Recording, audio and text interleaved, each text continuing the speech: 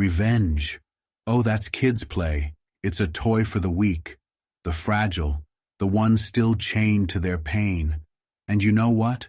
Revenge isn't power. It's the illusion of control, like a child smashing a sandcastle because someone dared to build higher.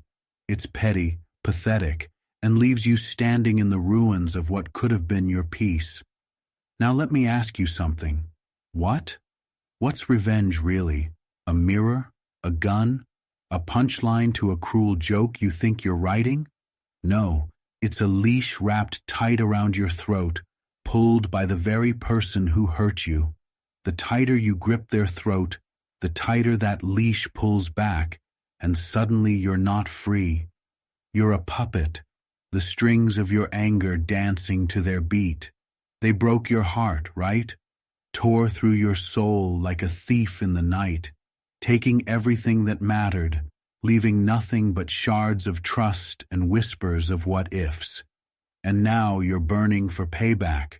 You want them to feel the weight of your tears, the thunder of your rage. But stop for a moment. Really stop and ask yourself this. Will it fix you? Will watching them crumble put the shattered pieces of you back together? The truth hits like a bullet. Revenge is never about the other person. It's about the lies you tell yourself, thinking their suffering will heal your wounds. But Stoicism teaches us this. The best revenge is not to be like your enemy. Marcus Aurelius penned those words centuries ago, and they still cut sharper than a dagger. You don't win by sinking to their level. You win by rising above it. Let me paint you a picture. Imagine you're walking through a forest, and someone shoots an arrow into your heart. Pain explodes through you. You stumble, clutching the wound. But then you do something insane. You pick up another arrow and stab yourself again. That second arrow, that's revenge. It doesn't stop the bleeding. It doesn't heal the first wound. All it does is deepen your suffering. Revenge promises satisfaction, but delivers emptiness. It's a poison you drink, hoping it will kill the other person, but the only one it destroys is you. Detachment, on the other hand, is a shield. Its armor forged in fire, tempered by the understanding that no one, no betrayal, no heartbreak, deserves the power to shatter you. Detachment doesn't mean you stop feeling. It means you stop being controlled by what you feel. Fear, that's what drives revenge. Fear that you'll look weak. Fear that they'll move on unscathed while you drown in sorrow. Fear that the world will think less of you. But here's the twist. Fear is a liar. It whispers in your ear, feeding your insecurity, making you believe your worth is tied to their pain. It's not. Stoicism teaches us to focus on what we can control and let go of what we can't. You can't control their actions, their thoughts, or their apologies, or lack thereof. What you can control is your response. Revenge is the easy path. Self-mastery is the harder road, but that harder road, it leads to freedom. Now let's flip the script. What if, instead of revenge, you used this pain to fuel your greatness? What if you took all the energy you'd waste plotting their downfall and poured it into building your empire? They broke your heart, fine. Then make them irrelevant. Let your success, your happiness, your unshakable strength be the loudest silence they've ever heard. Do you know what truly terrifies those who hurt you? Not your anger, not your revenge. What terrifies them is your indifference, your ability to walk away from the wreckage without looking back, to thrive in the aftermath, to grow stronger in the space where they thought they'd leave you weak. So here's your weapon, not revenge, but resilience, not anger, but transformation, not bitterness, but brilliance. Because in the end, you don't need to destroy them. You need to build you. That is the final blow. They don't hold your crown. They never did. You are the ruler of your own kingdom, the architect of your own destiny, and no betrayal, no heartbreak, no storm can steal that from you unless you let it. Take a deep breath. Look in the mirror. Say it loud. I am unshakable. I am unstoppable. I am free. That's your affirmation. That's your truth. Because no one has the power to break you unless you hand it to them. And hey, we're not done yet. We're just getting started. This isn't just about heartbreak or betrayal. It's about what comes next. Today, we're going to dive deep into this, into the truth no one has the guts to face, let alone discuss. We're going to shatter the illusion of revenge, tear apart the chains of pain, and show you what real power looks like. This isn't just about surviving, it's about conquering. And yes, we'll also uncover the art of building something extraordinary from the ashes they left behind. Because the crown isn't theirs to hold, it's yours. Always has been, always will be. So if you're ready to rise, to reclaim your power, to own your kingdom, then stay with me. This is where it all begins. The crown is yours to claim. And now, let's dive into this. Number 1. The illusion of power in revenge. Revenge, oh, it's seductive, isn't it? The promise of it whispers sweetly in your ear, feeding the fire of your anger. It tells you that you'll feel powerful when they finally feel your pain. It promises closure, satisfaction, justice. But here's the catch. It's all a lie, a mirage shimmering in the desert of your pain. You crawl toward it, desperate, parched for relief, and when you arrive, you're still thirsty, still broken, still chained to the very person who hurt you. Let's call revenge what it really is, an illusion, a sleight of hand that distracts you from the truth. It tricks you into believing you're in control, when in reality, you're nothing but a puppet, your strings pulled by resentment, and the worst part, you're the one tying those strings around your own wrists. Revenge isn't power, it's a prison. Imagine a snake biting its own tail, venom coursing through its body, thinking it's attacking its enemy. That's what revenge does. It poisons you from the inside, feeding your anger, your bitterness, your pain. And what does that pain give you? Nothing but more nights staring at the ceiling, replaying the betrayal in your mind, crafting elaborate fantasies of their downfall while your life stands still. Meanwhile, they've moved on. Marcus Aurelius said it best. The best revenge is to be unlike your enemy. Think about that for a moment. Every time you let anger dictate your actions, every time you stoop to their level, you give them more power. You become a reflection of the very thing you despise. Is that power or is that surrender? Here's the truth no one wants to admit. Revenge doesn't hurt them the way you think it will. Sure, maybe you embarrass them. Maybe you cause them some momentary discomfort, but will it break them the way they broke you? Will it rewind time and undo the damage? No, because revenge isn't justice. It's just pain repackaged and regifted, and you can't heal by hurting. Let me paint you a picture. You're standing in a dark room, holding a burning torch. The flame represents your anger, your desire for revenge. You think the light will guide you, give you clarity, but as you hold it tighter, the flame starts to burn your hand. You scream, but you don't let go. The room fills with smoke, choking you. Still, you cling to that torch because you think dropping it means losing. But here's the twist. The only way to win is to let it go. Revenge isn't just an illusion. It's a thief. It steals your time, your energy, your peace of mind.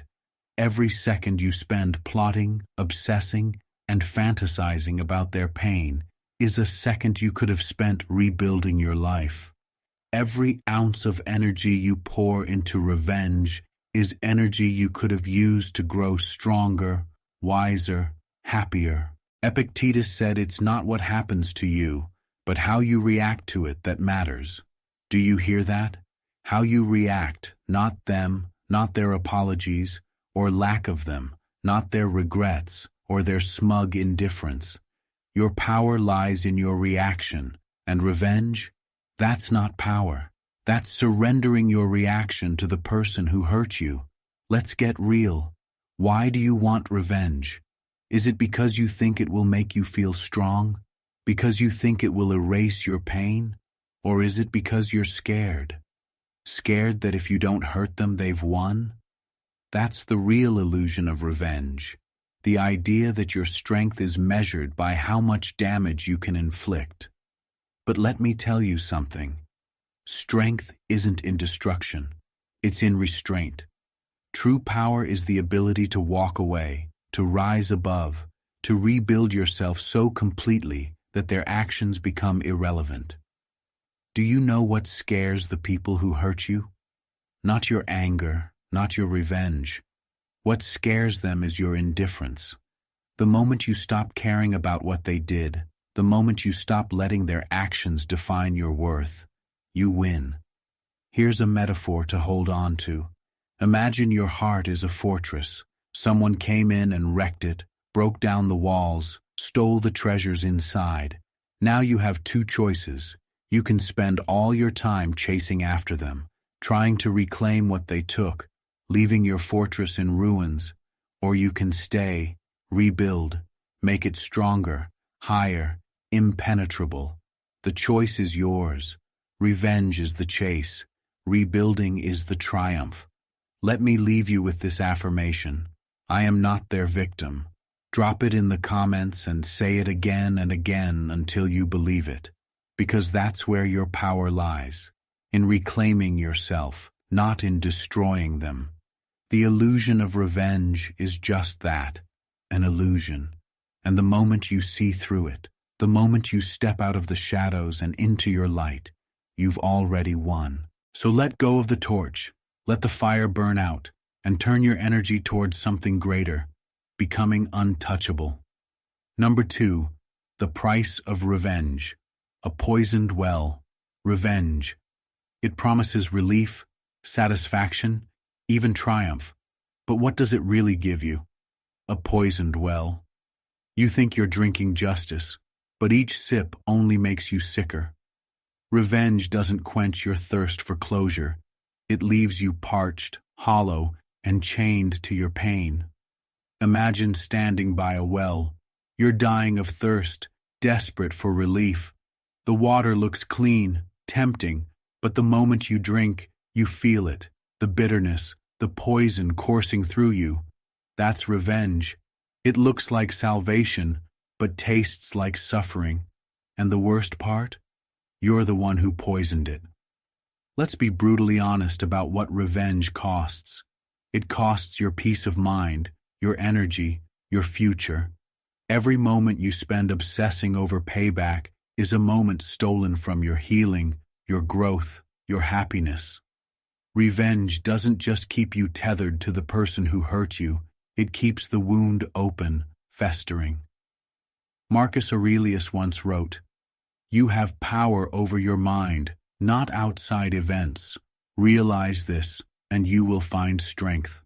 But revenge? Revenge is giving your power away. It's like handing the keys to your happiness to the very person who wrecked it in the first place. Think about it. They hurt you, broke you, betrayed you, and now instead of focusing on healing, you're spending all your energy on them. It's like falling into a pit, then digging it deeper just to prove a point. Who's really winning here? Here's the cruel irony of revenge. It doesn't hurt them the way you think it will. Sure, you might get a moment of satisfaction, a fleeting high when you see them stumble. But then what? That high fades, the pain lingers, and you're left right where you started, angry, hurt, and stuck. Let me give you a metaphor. Revenge is like throwing a boomerang in the dark. You think it's flying toward them, but you can't see it coming back. And when it does, It hits you harder than it ever hit them. You end up bruised, battered, and wondering why you thought it was worth it. The truth is, revenge doesn't heal wounds, it carves new ones. It doesn't fix what's broken, it breaks you further. And here's the kicker: the person who hurt you might not even care. While you're busy plotting their downfall, they're living rent-free in your mind. They've moved on while you're still chained to the pain they caused. And let's talk about what revenge does to your soul. It twists you, hardens you. It takes the best parts of who you are, your kindness, your light, your humanity, and drowns them in bitterness. Is that who you want to be? A mirror image of the very person who hurt you? Epictetus said, "When someone does you wrong, do not respond by wronging them in return." Why? Because when you stoop to their level, you lose sight of yourself. You let their actions dictate your character. You hand them control over who you become. Think about that. The person who betrayed you, who shattered your trust, they've already taken enough from you. Do you really want to give them more? Do you really want to let them shape your future, your choices, your peace? Here's a hard truth. Revenge isn't power, it's a leash. The more you pull, the tighter it wraps around your neck. And every time you think about them, every time you relive the pain, you're tightening that leash. The only way to free yourself is to let go. But letting go doesn't mean letting them off the hook. It doesn't mean pretending they didn't hurt you. It means choosing yourself over your anger. It means deciding that your peace is more important than their punishment. Picture this. You're standing on a battlefield, holding a sword. The person who hurt you is miles away, living their life oblivious to your rage. But you're still there, swinging that sword at nothing but ghosts, exhausted, angry, alone. That's what revenge does. It keeps you fighting a war that only exists in your mind. So what's the alternative? Walk off the battlefield, lay down the sword, stop poisoning your own well. Choose to rebuild instead of destroy. Because the greatest revenge isn't hurting them. It's rising so high they can't reach you anymore. It's turning your pain into power, your scars into stories of triumph. Here's an affirmation for you. I refuse to drink from the poisoned well. I choose freedom. I choose growth. I choose peace. Say it again and again until it's louder than your anger, louder than your pain. Revenge comes with a price, and that price is you, your peace, your happiness, your future. Don't pay it. Don't let them take more from you than they already have. You deserve better. You deserve freedom. And the moment you let go of revenge, that's the moment you start to win.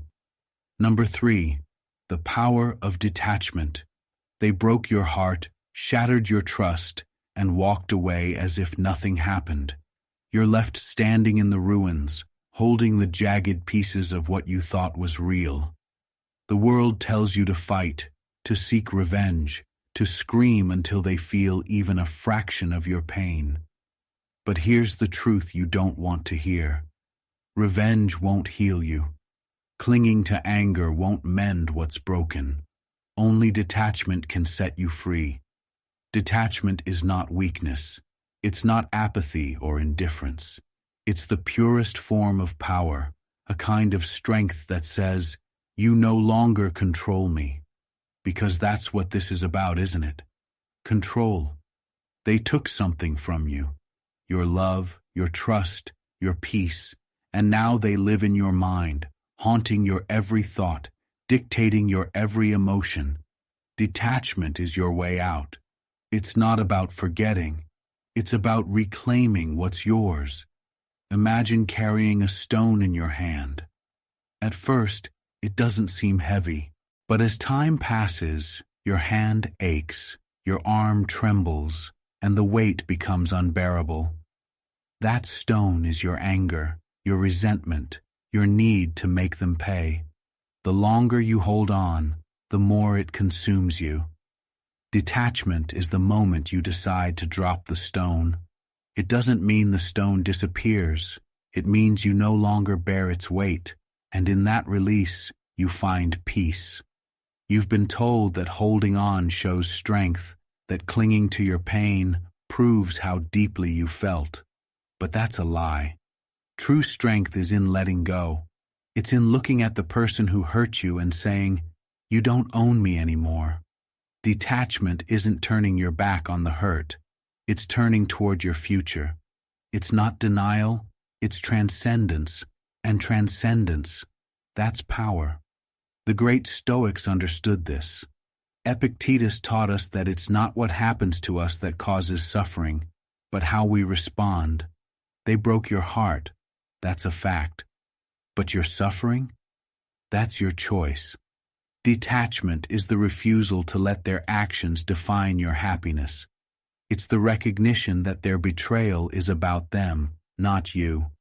When you detach, you're not ignoring the pain. You're refusing to let it own you. Some will tell you that detachment makes you cold, unfeeling. They're wrong.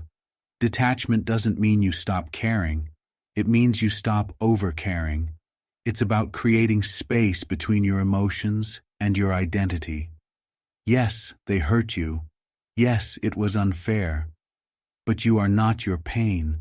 You are not their betrayal. You are not the story they wrote. Detachment is taking the pen back and writing your own ending. Think of it like a storm. When you're attached, you're standing in the middle of it, buffeted by the wind and rain, struggling to stay upright. Detachment is stepping outside the storm, watching it from a distance. The storm still rages, but it no longer consumes you. You are the observer, not the victim, and in that shift, you find your power. Detachment doesn't happen overnight. They thought they destroyed you, but all they did was hand you the tools to rebuild into something they could never touch. Pain is inevitable. It's the price of living, of loving, of daring to hope. But suffering, that's a choice. You can let the pain break you, keep you down, turn you into a shadow of who you were, or you can use it, turn it into something so powerful, it not only heals you, but propels you into a version of yourself they wouldn't even recognize. Think of a diamond. Do you know what creates it? Pressure. Years of relentless, unforgiving pressure. The kind that would crush anything weaker. But the result? The hardest, most brilliant stone in existence. That's what pain can do to you if you let it. They gave you the pressure. Now it's your turn to decide whether you'll crumble or shine. You have a choice right now. Stay in the ashes, replaying the hurt, the betrayal, the loss, or rise. Use the pain as the foundation of your comeback. Let it remind you of what you deserve, of what you'll never settle for again. Let it sharpen your focus, fuel your ambition, and ignite a fire that burns so brightly it blinds anyone who ever doubted you. Here's the truth they don't want you to know. You're more powerful than they ever imagined.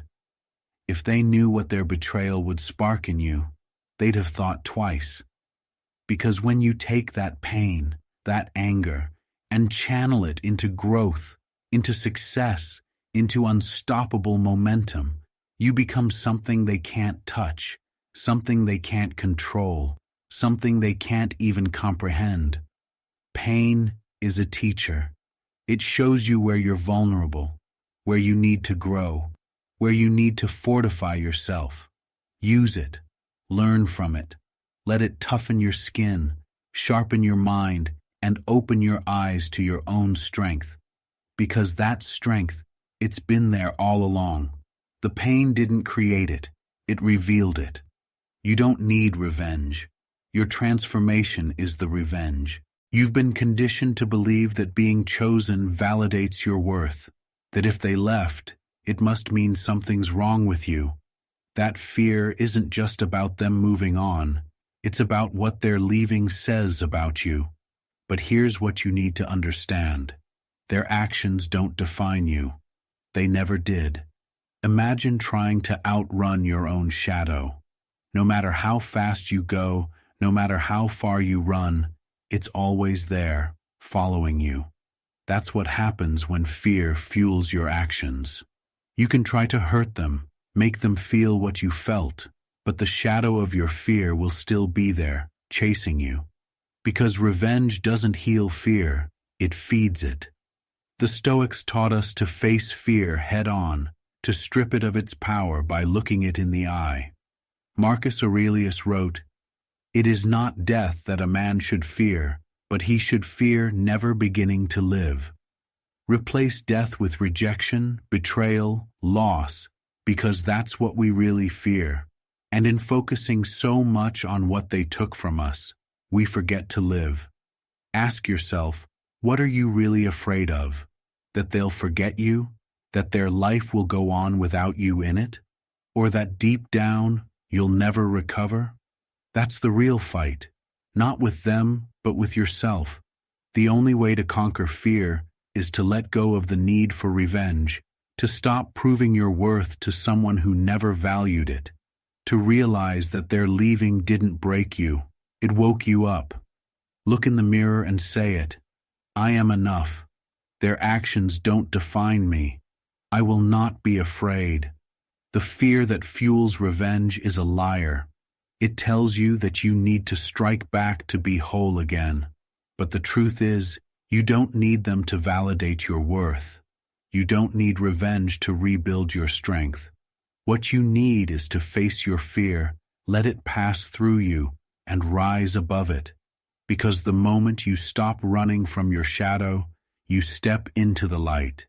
And in that light, you are untouchable. Number 6. The strength of indifference. Your success, your peace, your ability to rise above it all, that's what will haunt them. Not your anger, not your tears, but the fact that you didn't just survive, you thrived. Look in the mirror. The person staring back at you has been through hell and made it out alive. That's power. That's resilience. That's a force that no betrayal can break. Say it out loud right now. This pain is my fuel. This pain is my power. This pain will not define me. I will define it. Rise, rebuild, transformation. You are not broken. You are becoming. Number 5. The fear that fuels revenge. You tried to attract them, didn't you? You gave them your time, your energy, your vulnerability. Maybe you weren't just trying. You had them. You were building something real, or so you thought. Maybe you were already living together, sharing dreams, laughter, and secrets. Then one day, snap, it's gone. They walked away, or, worse, betrayed you, leaving you stunned, hollow, grasping at the pieces of what you thought was forever. And now there's this anger burning inside you, but beneath that anger, what is it? Be honest. It's fear. Fear that you weren't enough. Fear that you gave everything and still weren't chosen. Fear that they've moved on while you're still standing in the ruins. And that fear, it whispers to you, begging you to fight back, to hurt them the way they hurt you. That's where revenge is born. Not from strength, but from fear. When they left or betrayed you, they took something with them, your sense of control. Suddenly, you're not the one writing the story anymore. You're a character in their plot, a victim of their choices. Revenge feels like a way to take the pen back, to rewrite the ending. But here's the hard truth. Revenge doesn't give you control. It chains you to them. It keeps you tethered to their actions, their decisions, their power. Let's talk about why this fear is so powerful. It's because it strikes at the core of who you are. Indifference. It sounds cold, doesn't it? Like shutting a door and walking away without a second glance. But here's the truth. Indifference isn't about being cold. It's about being untouchable. It's the ultimate power move, the silent roar that says, "You don't control me anymore." When someone hurts you, their greatest weapon isn't the betrayal itself. It's the grip they have on your mind afterward. They live rent-free in your thoughts, dragging you down, keeping you locked in a cycle of anger, pain, and obsession. And every time you react, whether it's through anger, tears, or even the desperate plotting of revenge, you feed their power. Indifference? That's cutting off their supply. It's reclaiming your mind, your energy, your life. Imagine this. They're standing in front of you, expecting fireworks, rage, sorrow, anything to show that they still matter to you. But instead, you give them nothing. No reaction, no acknowledgement, just silence. That's silence. It's deafening. Because what terrifies those who hurt you isn't your anger, it's your indifference. The moment they realize they no longer have any power over you, that's the moment they lose. Indifference doesn't mean you didn't care. It doesn't mean the pain wasn't real. It means you've chosen not to let it define you. It's the strength to move forward without dragging the weight of their actions with you. It's looking at the storm they created and deciding to stand in the sun instead. Epictetus once said, "It's not what happens to you, but how you react to it that matters." Indifference is the highest form of control over your reaction. It's not passive, it's active, deliberate, and powerful. It's not ignoring the wound, it's choosing to heal without their permission. Think of indifference as armor. While they're swinging their weapons of manipulation, guilt, and regret, your indifference deflects every blow. It's not about pretending you don't feel. You can sit there mourning the loss, or you can pick up a hammer and start building your kingdom, brick by brick. This time, it's yours. Think of every tear, every sleepless night, every moment of doubt as bricks. They aren't signs of weakness. They're proof of your resilience. Every time you choose to get up when the weight of heartbreak feels unbearable, you're laying the foundation. Every time you refuse to let their betrayal define you, you're adding another layer to your walls. And with each brick, you're building a fortress, a kingdom that no one can tear down, not even them. Your kingdom isn't just made of stone, it's made of your growth, your strength, your ability to turn pain into purpose. You're no longer the person you were before the heartbreak. You're stronger, wiser, more powerful than you ever were. You've learned that love isn't something someone else gives you. It's something you build for yourself, within yourself. You've learned that your worth isn't determined by anyone's approval. And when you look at your kingdom, you won't just see what you've built. You'll see who you've become. This isn't just survival. This is transformation. This is taking everything that was meant to destroy you and using it to fuel your rise. So, pick up your tools. Start building. This is your kingdom now. And no one, not even the one who tried to tear it down, will ever be able to take it from you. Number 8. The liberation of letting go. They took what they wanted from you and left you with pieces, didn't they? They promised forever, only to turn their back when the going got tough. The trust you gave them, the love you poured into them, the parts of yourself you sacrificed, all of it was used and discarded like it meant nothing. And now, you're standing here, holding the wreckage, trying to figure out how to piece it all back together. But here's the hard truth. The only way to heal is not by holding on to the broken pieces, but by letting go. It's about refusing to let those feelings dictate your actions. You can feel the pain, acknowledge it, and still decide, this doesn't control me. Indifference is freedom. It's walking away from the game they're trying to pull you into. It's refusing to stoop to their level, refusing to waste your energy on someone who didn't value it in the first place. And in doing so, you win. not by defeating them, but by rising above them. When you choose indifference, you send a message without saying a word.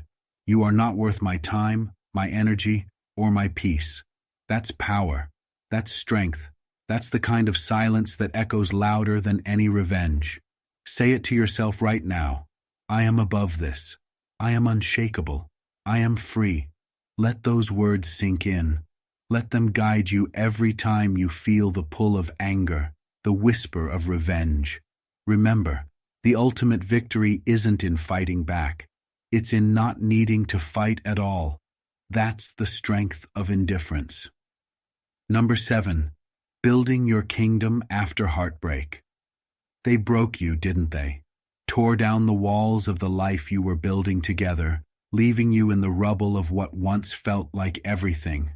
And for a moment, or maybe longer, you believed the lie. The lie that this was the end, that their betrayal was your downfall, that you'd never rise again. But here's the truth.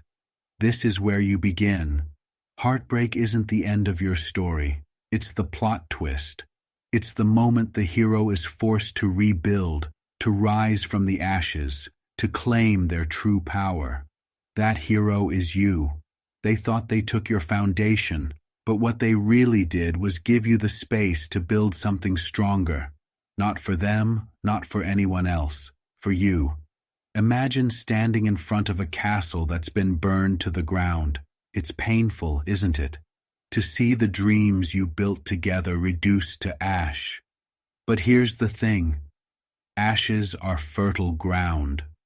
What grows next is entirely up to you. Letting go isn't weakness. It's liberation. It's choosing yourself over the hurt. It's realizing that your worth isn't tied to their actions or their abandonment. Letting go is the act of setting yourself free from the chains of betrayal, disappointment, and regret.